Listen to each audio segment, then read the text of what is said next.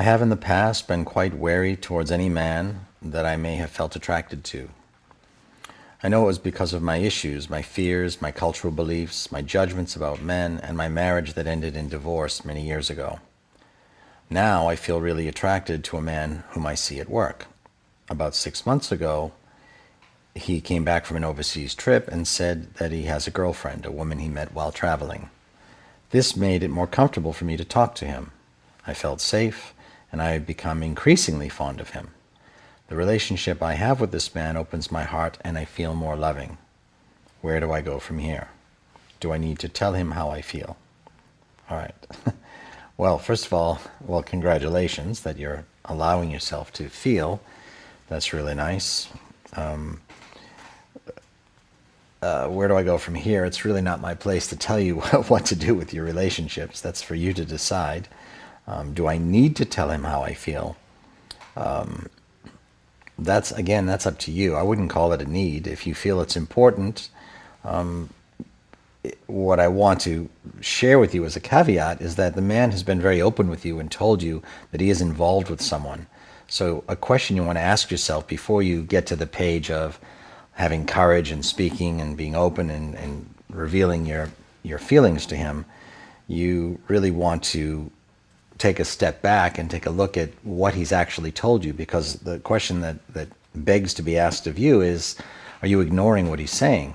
I mean, if he's been up front and said he's involved with someone, are you just setting yourself up for a letdown? Is this a masochistic thing? I mean, is he truly involved with this woman and caring about her?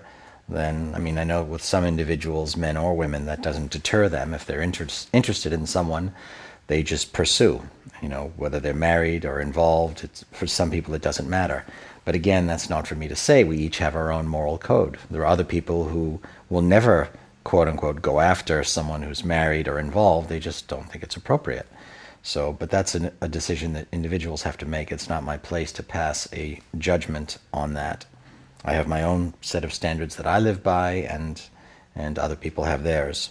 So that's one thing you need to ask yourself about your own moral code.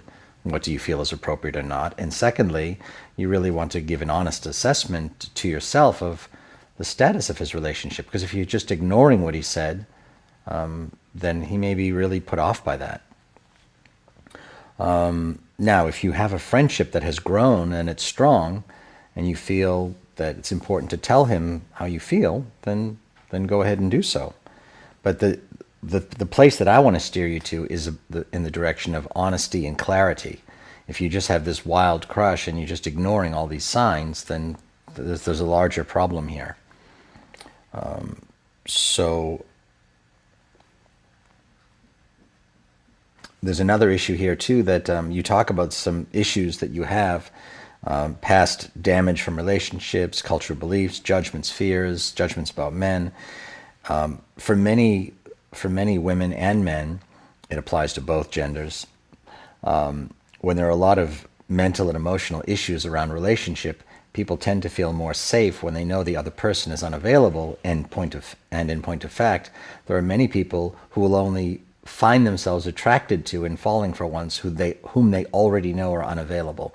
So it's a bit of a whole psyche thing that goes on in people's minds.